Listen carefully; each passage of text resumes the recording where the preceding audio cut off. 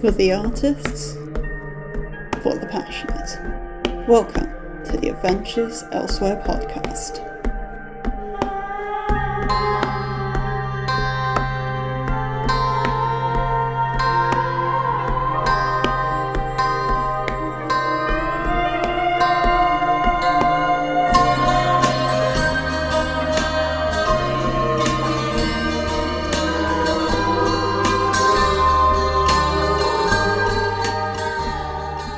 Alright, hello everyone and welcome back to the Adventures Elsewhere podcast.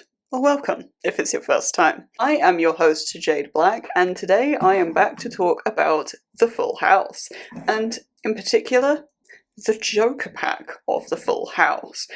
So a quick recap before we get into things. The Joker pack is all of the projects, all of the cards that don't fit into any of the other 4 suits. So this is basically the complete, wild, who knows what the heck is going on set.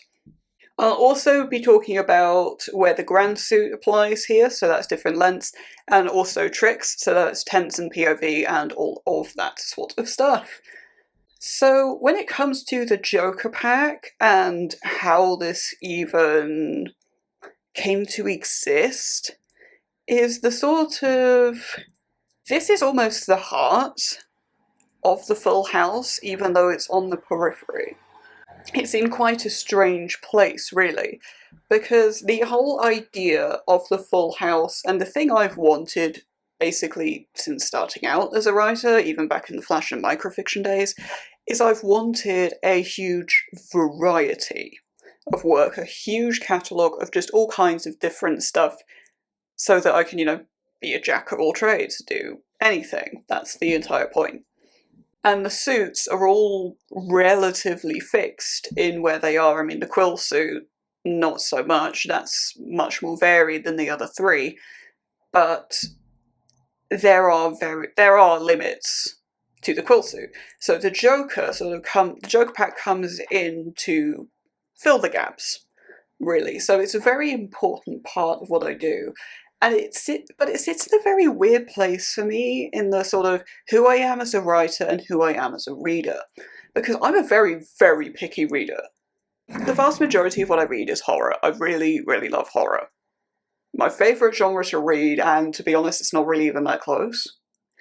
I very rarely go outside of dark lit unless it's litfic. I'm quite a big litfic fan. I've mentioned that quite a few times now on the podcast, especially related to the Full House, so you probably knew that. But basically, as a reader, dark lit, litfic. That's what I read. Occasionally, I will pick up the odd fantasy book if it's by an author I really like, or if the premise is something that I think is very unique. But the chances happens is like once in a blue moon. It really is. It's very, very, very, very, very slim. So the idea of the Joker pack sits well outside of my reading preferences. Like, nothing in the Joker pack is stuff that I would ordinarily want to read. That's the reality of it. There is nothing, as it stands, in the Joker pack that I would pick up off a shelf and say, oh yeah, I want to read that. The challenge with the Joker pack, for me as a writer, is to make those into something I want to read. That's the entire point. As a writer, I want to try all these different things. I want to try fantasy, I want to try romance, I want to try all of these different things just to see if I can do it, and do it well, and do it in a way that I personally enjoy. That's the entire point. It's trying to, I guess in a way, find the middle ground between my desire to just write everything to see if I can and because I can, and read something that's just well outside my comfort zone, maybe open me up to more books. I mean, it probably won't, but we'll see.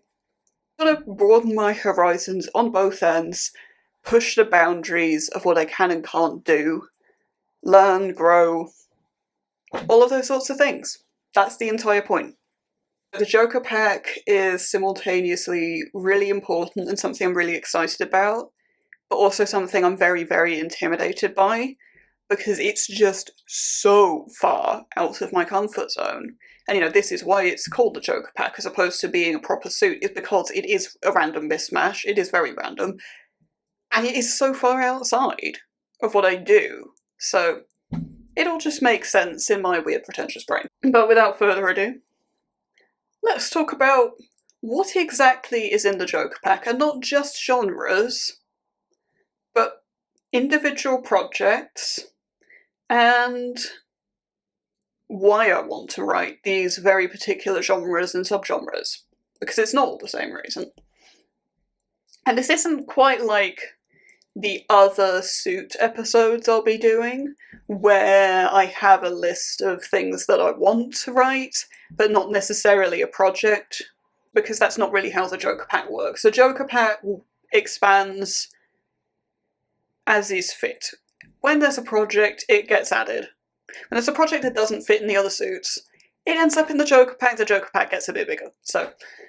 But it is quite big. So let's take you through this. I'm going to start with epic fantasy. I have mentioned this on the podcast a couple of times before. Well, I've mentioned epic fantasy a lot on the podcast before, to be honest. And I've talked about this on social media as well. I do not like epic fantasy. Not one bit. If anything, it is probably my least favourite subgenre of fantasy, bar one. I do not like it. I do not read it. I, in many ways, don't actually have that much interest in it as a writer. It's not one of those where it's like, I should see if I could write that just because I can. That's not where epic fantasy falls for me. That other genres of fantasy, yes, and you'll see that later, but not epic. So why epic fantasy then? Because I've been told I can't do it. Simple as that. It's been told, oh, you can't write epic fantasy, actually, or maybe you just don't have the skill set for it. So my response to that is immediately, well, fuck you, I'll do it then. And I'll do it better than you. The funniest part about this is epic fantasy has by far the most cards in the Joker pack. It's not even close. It's really not close. And honestly, as a subgenre, might have the most cards in the full house. But there is some quite weird stories behind these cards, actually.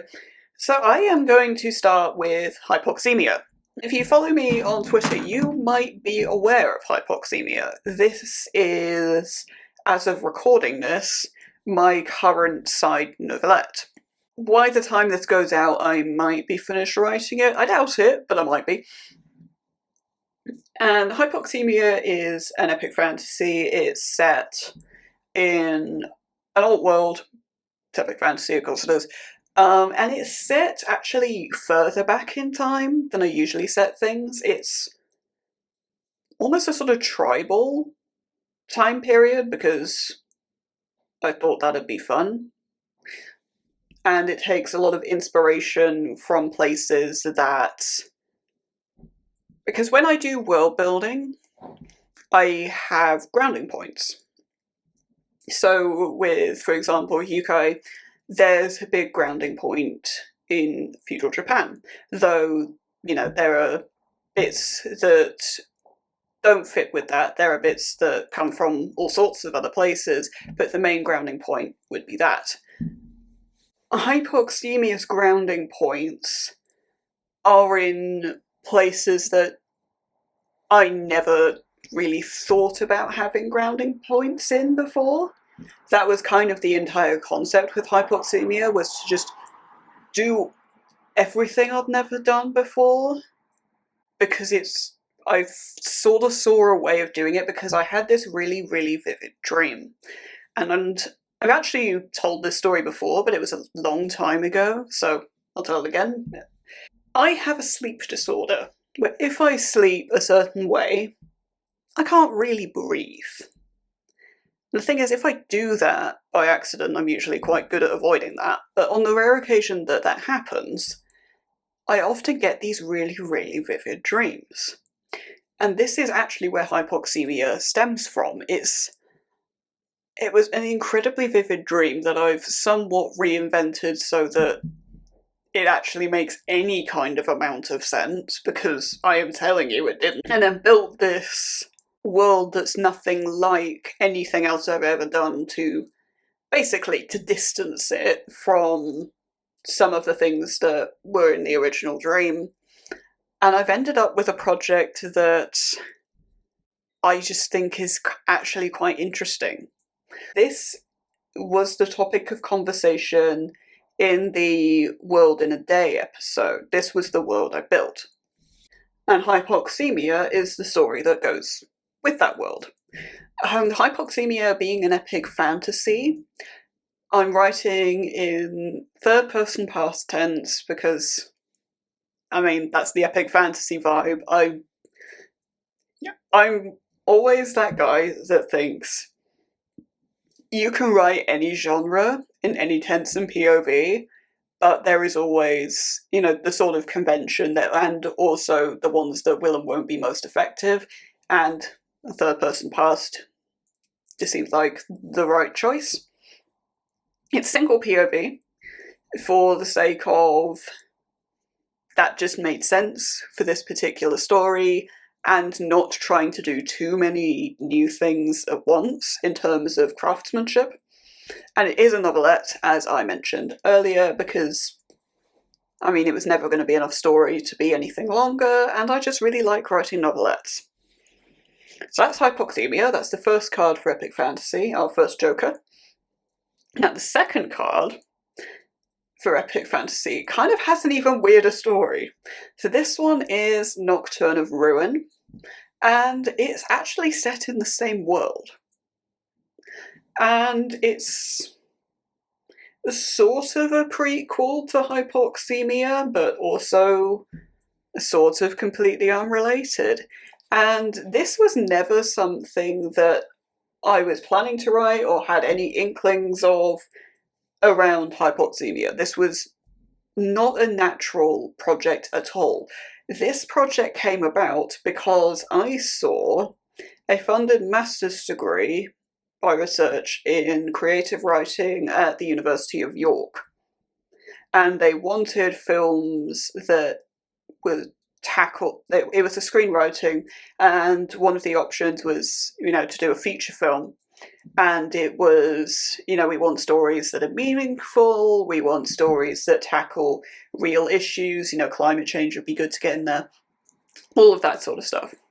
And so my brain came up with this concept where it's like, I'm going to take this world that has so many grounding points in disadvantaged communities, and it's a fantasy world, there's a magic system and stuff, and a lot of that is based around music, and I've also got volcanoes around, so we can do volcanism, and we can do something interesting politically with that, and a lot of the allegories are about generative AI, because fuck that shit.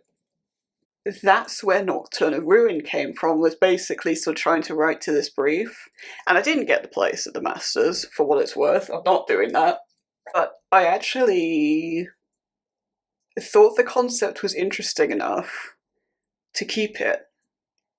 I actually put quite a lot of work into the proposal for that, and it seemed a shame to throw it away, but I actually thought for a while that maybe this is just better than Hypoxemia and I should just write this instead, but I thought, I'll just do them both, because why not? Hypoxemia actually has a lot of cool shit in it. So Nocturne of Ruin is also in third-person past for the same reasons. It's multi-POV this time, because that is how the feature film version was concepted, was there were these sort of at least two parties, possibly a third POV somewhere with the villains. So it had to at least be dual, but I thought actually multi-POV might be cool for this one. It was reinvented as a novelette, because, I mean, it could be full novel length from a feature film, but you probably end up with bloat, to be honest. Novella might be a more full story, and it wouldn't surprise me if it did end up as a novella, but I feel like with the amount of story in a sort of more thriller sense of point to point to point to point to point, it seemed to look more like a novelette. And again, multi-POV and epic fantasy and vibes and all this stuff. I might be wrong. It really would not surprise me if this ended up being a novella instead. And I'm not gonna lie, it would be very, very funny if a length in the Grand Suit novella that I really, really, really want but don't have a concept for ends up being in my second least favourite subgenre of all time. I think that would be incredibly funny, and I kind of hope it happens just because of that. Because it would be a really good story. Now, the third and final card in epic fantasy is called Eye of Darkness, and this is one I have actually considered dropping several times, and I still might, but we'll see. Basically, the reason I'm keeping this is because this is much more classic epic fantasy. This is, you know, your shipwrecks and your queen and her advisor and the, you know, rogue criminal and can they be trusted and this world-ending destructive magic force. It's all of that sort of classic stuff, and this is very much the fuck you, I can do it actually, and I can do it better than you. This is very much what that project is, and it's really the only reason it's staying is because I've got epic fantasy, but it's not epic fantasy in any kind of traditional way. So if I'm really going to go with the sort of fuck you I can direction, this is a project that I sort of need to complete that. I am going to be fully upfront and honest here. I don't like the concept, and there are a lot of elements about it I don't like. I think there's a way I can write it that will suit me a bit more, lean into the politics. Surprise. But we'll see where I go with this one. It is extremely low on the priority list. I'm much more interested in my other fantasy projects, just like all of them, to be entirely honest. But we'll see, this is still on the list. It might not be by the time this episode is up, but it's probably going to stay. To be honest, how I see this panning out is that I have, you know, a list of novelette ideas. And I really do like having a novelette on the side. It does actually help a lot. I think the scenario in which Eye of Darkness gets written is when I am at the bottom of the list, and I don't have any other concepts lined up, even vaguely, and I need a side novelette. That is the scenario in which this gets written, I think. If the chance I get to the bottom of the list, I don't know, because when I get about halfway through it, it seems my brain goes, we're halfway through, we need these more concepts, please. And I do end up sort of spending an afternoon or something just sort of doing that. And I usually actually get quite a few quite easily, because especially now with the full house, I can look at something and say, I don't have a card for this, let's make one. So, if Eye of Darkness sounds like an interesting thing, like sort of classic epic fantasy, and you'll be interested to read something like that written by me, don't suffocate. For now, we're away from epic fantasy at last, hurrah. But we're not away from fantasy quite yet, because there is a lot of fantasy I have lined up. So the next one is action fantasy as a subgenre, and this is actually probably my favourite fantasy subgenre. I actually quite like an action fantasy. So this is one that I actually do want to write just outright. I actually quite like the subgenre. I would quite like to try it. I'm genuinely interested, and I think it will be really difficult, but I think there's a lot to learn with this. And also, what's handy is I have a very old concept that works. I've actually talked about this one a couple of times. I don't know that I've really mentioned the name very much, but again, a long time ago now. This is Elysium's Restoration. And this is a concept I had when I was 17, 18, something like that. So yeah, it's old. But this was originally a novel, and I tried to write it twice, and I threw it. No, I tried to write it 3 times, started over twice because the first version was, I felt I started in completely the wrong place, and I did. And then the second version, I started in a different, completely the wrong place, and then the third version, I tried to reinvent it too much, and it just fundamentally stopped working. And looking back on that project, as I have done many a time, there is one very cool sequence in it. There was a lot of build-up to that sequence that, I'm gonna be honest, I just really didn't care about. A lot of it was travelling. And I don't like travelling books, and this might be, 10-year-old Jade having read too many warriors travelling books, the new prophecy, but yeah, anytime I see travel heavy books, it just really puts me off, and I don't really want to write that. I've tried to write it, and I mean, again, this was a long time ago that I tried to write this stuff, but I wasn't good at it, I didn't enjoy it. I, generally speaking, just don't think it's a very interesting premise for a story. Happy to be proved wrong, but I'm yet to be. But in any case, I had this one really cool sequence. So what I've done is I've basically just lifted that sequence out of the entire original project and called it good. That sequence is genuinely cool and is genuinely interesting, contains all of the interesting material that existed in all the original concept, all the world building, everything is contained in that sequence.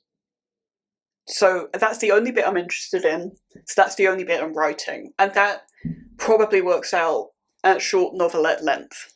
Maybe long short story, but I imagine novelette, just because action takes up words. So this one is actually in first present single. The original concept I did actually try in past tense, but present tense felt better, and because this is action heavy, I feel like present tense works a bit better because it's less set in stone that the character survives. So that's why I've ended up with present tense. First person, again, this is just how the original concept was. I think it, again, for action stories, maybe just makes more sense. It immerses you a bit more in the stakes. Single POV, there's one main character, it's about her doing her thing, so it's the only way that really makes sense. But this is one I'm actually, again, very intimidated by, partly because it's an old concept. I'm like, is it really good? But it's an old concept, so I wonder if it's good. It's a lot of action, which, having written Shadow on the Snow, I'm much better at now, but it's still a bit intimidating because action is difficult, and there's some quite odd parts of that, world building and magic wise, that I am very much not used to. So it's a bit intimidating, but it's as intimidating as it is exciting, honestly. I'm quite hyped for this one. Though I don't really plan on writing it that soon, but, novelettes are very much up in the air as to when they'll get written and why, so we'll see. So we still got more fantasy, if you can believe it. My next fantasy I want to talk about, this is the 5th and final fantasy card I have as it stands, as of recording this, who knows by the time this episode is released. And this is, and you'll probably be genuinely shocked to hear I have a project that I want to write in this subgenre. Romantasy. Yeah, you heard that right. Romantasy. My number one least favourite subgenre of all time. The genre where, if it is still like the genre next year, I swear to God I am going to eat my spleen. Yeah, I'm writing it anyway. And I think it's pretty obvious to say that this is very much a fuck you, I can. And this is another one I've been told that, maybe this just isn't for you, maybe you just can't do it. Well, fuck you, I can and I will, and I've actually already started this one. This is, I've talked about this a couple of times, I think, but not in any kind of concrete terms. This is Candidate 66. The funniest part about this is I'm actually 10k into it. Like, I've straight up written 10k of this one, and then just sort of let it sit, because I actually think it might have been Spark Pit that happened. It was either Spark Pit, Snakebite, or needing to write Count the Stars. I'm gonna be honest, I don't remember. But in any case, it ended up just getting dropped at 10k, which I think is about halfway, which makes this a novelette. I might cut some stuff out of the beginning. I don't know. It's been quite a while since I've really looked at this project, and this was my first foray into third past, and the tone of it, because I'm like, I don't know where to put the camera. This is always my problem with third person. Hypoxemia has this as well, but nowhere near as badly as Candidate 66, but the camera moves forward and back so much, and tone shifts so much because of it, that's part of the reason I've really mentally struggled to go back to it, because I'm just like, I have no idea what type of third person this is. I just have no idea, and it's going to take Editor Jade to figure that out. That's the reality of it. As is probably true of Hypoxemia as well, to be honest, just any third person, because I've explained this before in the Tricks episode, the difference between close and omni and just different types of third person. I'm just really not very good on that. It's not something I've ever put time into, so that becomes a big problem for Editor Jade, and it's going to be a very big problem with Candidate 66, because it just switches and moves so much. In any case, the premise of this is a single POV, again, for what it's worth. The premise of Candidate 66 is actually quite classic, sort of, almost, I would say, old school romantasy. I say like I have any clue what happens in the romantasy sphere. But the idea is it's king and commoner. You know, it's farm boy, and I think his title is technically Buddy Shah, but you know, king emperor. So yeah, it's gay. Surprise, it's me. But it's this farm boy, and he works with goats. It's probably not a secret to anybody, especially if you follow me on Twitter, that goats are my favourite animal. I love goats. I really do. So he works with goats, he lives on a farm, he's 18, I think. He's somewhere between 16 and 18, I'm not entirely sure, like I said, it's been a really long time. But he's very anxious, he's very afraid of new things, he's had a very tough backstory, and while he's afraid of a lot of new things, and he's afraid of people in general a lot of the times, there's like one or two people that he sort of trusts, but that's about it. He's very dissatisfied with where his life is. He sees a lot of his peers getting married, having children, you know, again, this is sort of like medieval, but sort of earlier than the determined ones at least, sort of setting. So, you know, he sees people, his peers, sort of being further along in sort of the bullshit life milestone thing, which is, you know, an incredibly unfair comparison just given his entire life, but, you know, he's dissatisfied. And it's more seeing that these other people are achieving these things that makes him really realise that actually he does want that.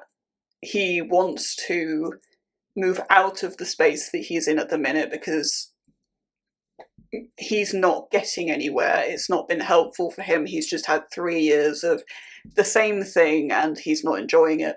So it's sort of about making a wish. But be careful what you wish for. He gets what he wants when he makes a wish, but there's always something else that goes with it.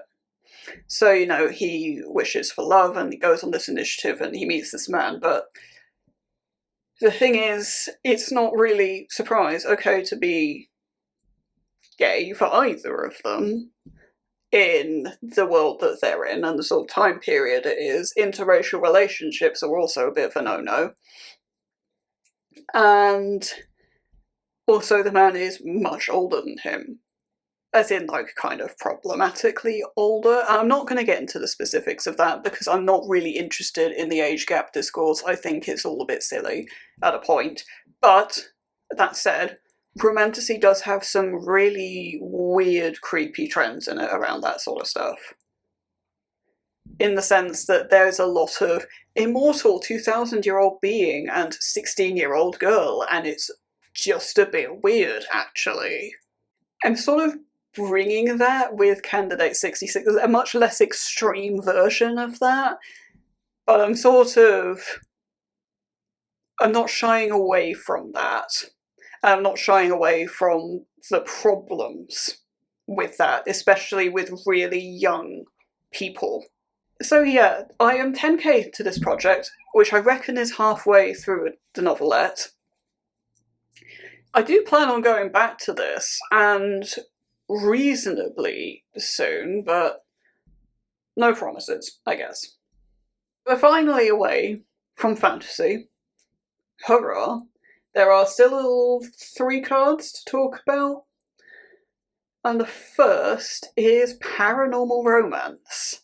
And this is a genre that I do have sort of cult-like for. Like, there are a couple of paranormal romances that I do actually just really like. I'm not particularly into romance as a genre, or paranormal romance as a subgenre, but there are just a couple of stories I like, and a few tropes I really like, that I just don't really see how they work outside of that context. Maybe once I've written them it'll be a bit different. But there are a few things I want to toy with, and paranormal romance is the right playground for that. And I don't have a hard concept for this. I don't have set main characters. I don't have a working title or anything like that yet. But I do know that I want this sort of set in a library for the most part. And I'm thinking maybe sort of 1920s, 1950s sort of deal. That sort of time period. Interwar period, post-Second World War, probably. And I would like this to be in first-person present tense, because that is the most immersive, and I think for romance that's particularly effective. I think especially when you're dealing with the paranormal as well, because it's easier to suspend disbelief for people who have a harder time with the paranormal. I think it's a bit easier to swallow if it's in first person, because it's in someone else's head, and they have different beliefs and different views on these things than you do, probably. So that's somewhat of an easier sell. It's also much more immersive for something like romance. I think that's valuable with that genre. And what I also think is valuable with romance is dual POV. This is very popular. I don't know whether this is a recent thing or not, because, you know, like I said, I'm just not into romance. I don't really know what I'm talking about with that. But dual POV romance is very popular because you get both sides. You get the mutual pining, she's so interested, I'm so interested in him, she's not interested in me, all of that sort of stuff. I like that, I want to play with that. If I'm going to play with romance and romance tropes, in a novelette, I might as well go full ham with it. And we'll see if I end up writing another. Probably not. But yeah, I thought this would be a neat concept. I don't think I would be able to stand writing a romance not longer than a novelette. I think it would drive me up the wall. But we'll see. I suspect this will be bang in the middle of my novelette length. The main thing I think I do know with this is that either the pairing is going to be straight, which will be very rare for me, but you know, I think it might be. It also might be lesbian, I'm not sure. But I want a ghost woman. I know that much. So yeah, this one's pretty vague, but it's concrete enough, ironically for something paranormal, to be in the Joker pack. One that is less concrete and is borderline on its inclusion is heist. This is another sort of outlying favourite genre for me. It's very hit and miss, but a good heist is really good. So, you know, film-wise, Now You See Me and Ocean's 11, these sort of Ocean series films, I really like those.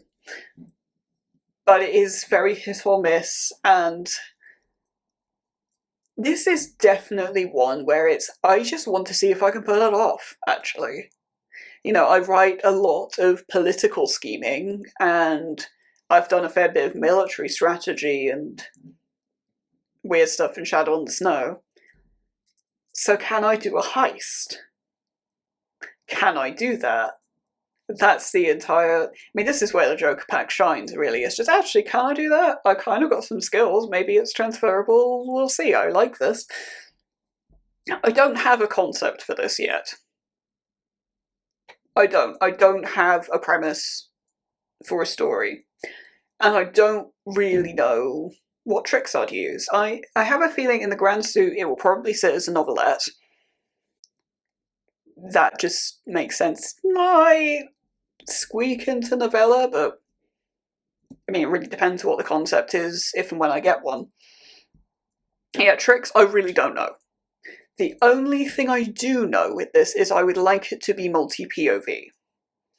Because I think that's good for heists, because I think then you're guaranteed to see all of the action, all of the interesting bits. And if you work in anything less than multi-POV, you might get it with Duel, but anything less than multi-POV, you run the risk of not getting that, and I think that's just a real shame to miss out on.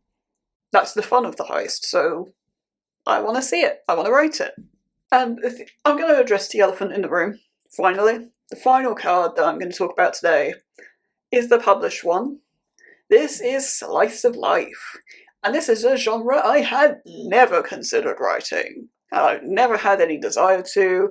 This was one that came about because the first Shadowspark anthology after I joined, 2024. I know years, I know time, I'm good.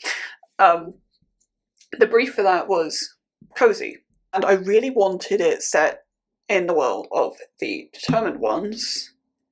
Because, you know, Miss Nakagami was coming out the following year. I wanted a preview, a teaser, sort of, this is what my writing is like, this is what the Determined Ones sort of feels like, it's a bit cozier, but you know. So I ran through different protagonists and I very, very nearly went with Ai Nagashima. Very, very, very nearly, it was very close. I ended up going with Isamu instead, my 8th Determined One, and ended up writing Count the Stars. And this is Cozy Slice of Life. It's about his early life. It's a story that would never otherwise be told, hence why I ended up writing it. Because by the time his book starts, and I've seen on stage, he's like 28. The whole opening of that, I have mentioned this before, I just think it's funny. It's not exactly a spoiler either, given it's the opening. Is that, you know, he's 28, he's a musician who didn't die at 27, now what? Count the Stars is in first present single, it is a novelette, that was the word limit I was given, was novelette length. First present single, because that's the Determined Ones. It would have been sort of ludicrous to deviate from that for this, in the sort of purpose I wanted it to serve. Slice of Life is a very weird genre. I think first person makes a lot of sense for slice of life, given, life, immersion, all of that stuff. But past versus present tense depends on the story, flip a coin. And again, POV type, single, dual, multi, depends on the story. I think this is one of the genres that has the fewest trick connotations. Epic fantasy, you say, oh no, third person past tense is just like the epic fantasy vibe. Slice of life, I just don't feel like has that, really, in the same way at all. Would I consider writing anything more in slice of life? Maybe. I'd rather just do lipfic, though, to be honest. It just seems like I don't know. Lipfic just seems like a more me version of that, really. But that is the Joker Pack as it stands. The Joker Pack, as of recording this, has 8 cards in it, 3 of which are epic fantasy, 5 of which are different subgenres of fantasy. And, these are pretty low on the priority list. There are other things I want to write. There are other Suit episodes, either uploaded or coming. Who knows what the schedule is? But, yeah, one of those cards is published. That is Count the Stars, the one I was just talking about. That is available right now in Shadowspark's Cozy-ish anthology. I do have another published novelette, that is Charcoal Rain, that is in Shadowspark's Dream Court anthology. That is a noir. That is actually my first foray into dual POV. So that might be interesting for you to read. And if you are intrigued by the Determined Ones, if you've read Count the Stars, and you like what you see, you like the sort of style, you like the preview, you'll be interested in Mr. Nakagami. That is the first published work in the Determined Ones. It is out now. Haru's story is told. Links to all of these books will be in the description, so make sure you check those out. And also, as of recording this, Black Executioner Book 2 has just gone in for round 1 edits. Today. And if you're published, or well on the way, by all means, get in touch. I'd love to be a part of your journey and give you an interview. My email is on the screen. Please check the list in the description of things to include in that initial contact so that I know whether this podcast is a good fit for you, and it just streamlines the whole process. It's just better for everybody, let's be real. And it's all information that you'll probably have on hand anyway, so it's really easy. A few things to note: if you are indie and self-pub, you are the people I want to hear from the most. Tradpub, I'll consider you. Another thing to note is that from now on, I am prioritising indie dark lit, because there are so few spaces for indie dark lit, so I'm trying to be the change I want to see. And for what it is worth, no, this does not include dark fantasy. So if you're looking for me elsewhere, I have mentioned a couple of times on this episode that I'm on Twitter, and that is the place where I talk about my writing. I do writing updates just about every day. I host the monthly Thrills prompts. I also have a positivity thread on there that I update at the end of the day with just nice things that happened, unless I've been drinking, because I don't go on social media if I've had alcohol. That is just a hard rule for me. But yeah, if you want to know what my current project is, whether I'm still writing Hypoxemia or not, because I don't know, then Twitter's the place to be. I'm JadeBlack21 on there. If you've been enjoying the podcast and you want to know what the next episode is when it comes, whether it's another Suit episode, whether it's related to the Full House, or another publication, or something else entirely, who knows, Instagram is the place to go for that, because at some point I have to decide what the episode for the week is going to be. I don't know what I'm doing on Instagram as well, so you'll get all sorts of random indie book hype and all sorts of stuff. I genuinely just don't know what I'm doing. So I'm Jade_Black21 on there. I'm also Jade_Black21 on Pinterest, and this is a place where I'm pretty active. This is my art home, but it's also a place where you get access to some exclusive world building and some exclusive character art from Mr. Nakagami and soon from Black Executioner 2. And there's also a whole bank of snippets from Mr. Nakagami on there. So if that's the sort of thing that interests you, a sort of try before you buy, almost, then head over to Pinterest, and there's also some mood boards and playlists and stuff for Charcoal Rain and Count the Stars too. So it's all good and fun over there. I do technically also exist on Blue Sky, but, like, I'm never there. I haven't made time for game dev in a really long time, so you can follow me on there if you so choose. I might pop in once in a blue moon, but yeah, I'm jblack21 on there. But that is about all for now. So until next time, you have a wonderful rest of your day. Thank you so much for listening. If you enjoyed this episode, please consider leaving a like, or commenting, or subscribing. It really does help the channel a lot. All music is done by me. Copyright J Black 2025.